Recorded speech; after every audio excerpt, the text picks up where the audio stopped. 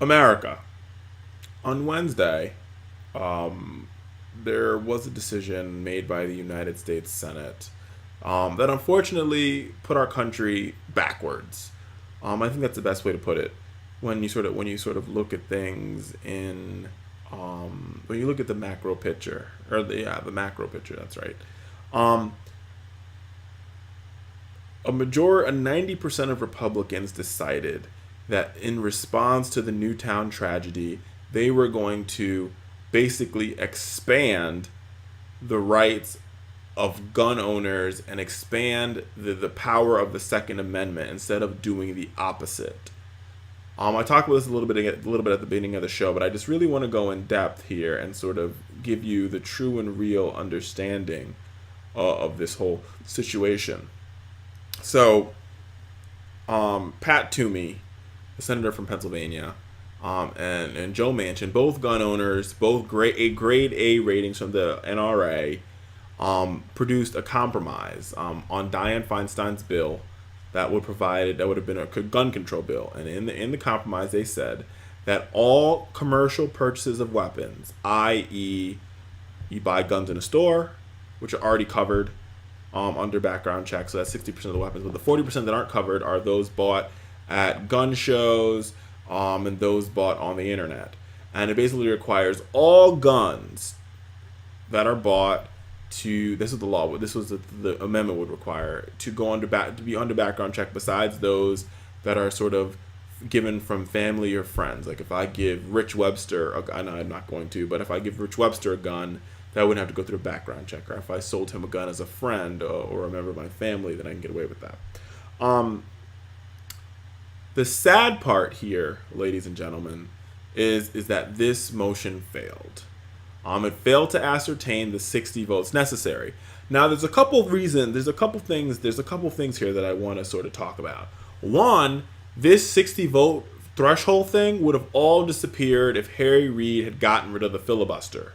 First thing, if we had gotten rid of the filibuster at the beginning of the Senate, at the beginning of this, this convening of the United States Senate, this would not be a problem. It would disappear. Game over. Nothing to talk about. Keep it moving. God bless America. We now have background checks. But that didn't happen. Harry Reid balked. Right? That's one. Two, there are four quote unquote Democrats that we championed both in election cycles, both in 2012, in 2010, in 2008, that decided that they would rather vote for their political survival than for the right thing to do. And I want to talk to those four members tonight. I don't care about the Republicans. There were four Republicans that came our way. I don't care about them. That we know they're owned by the NRA. They're owned by the NRA and they're owned by the NRA's decision. But these four Democrats, these four quote unquote, some of them progressives, decided that it would be best to follow the interest of the NRA and Wayne LaPierre instead of following their hearts and listening to the victims of the Newtown tragedy. Now, before I mention them, I'm going to mention them, don't worry. But before I mention them, I want to let you. I want to break this down one more time, right? Because people don't understand. 20 children were killed in 5 minutes. 5 minutes. 20 children. I'm not talking about the teachers. The 20 children that were killed in 5 minutes because this maniac of a man had access to an AR-15, and he blasted them away. Right? If there was one less bullet in that magazine, there'd be one more child, one more Sarah, one more Laura, one more Ben, one more James alive today. Right? One more. And this bill had nothing to do with that. This bill didn't even talk about that. This amendment was all about creating background checks. One step in the right direction. Not even the full Monty. Just one step.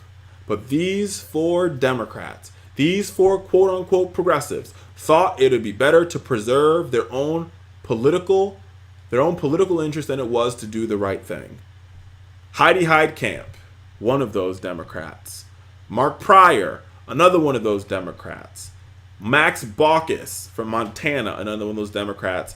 And Begich, The former mayor of, I want to say Anchorage or Juneau, I can't remember where he's the mayor of right now, Alaska, who Democrats and progressives fought for to get him and bring him to the United States Senate. All four of them voted against it. All four of them blocked what could possibly been something for all those individuals that have been shot. For the 300 people that were shot today because of gun violence, because there's too many guns on the street that don't have proper background checks that anybody can buy. An axe murderer, a serial killer, a rapist, a terrorist, Osama bin Laden himself can buy these weapons, enough weapons to blow up the Taliban, Al-Qaeda, and Kim Jong-un at the same time with no background check.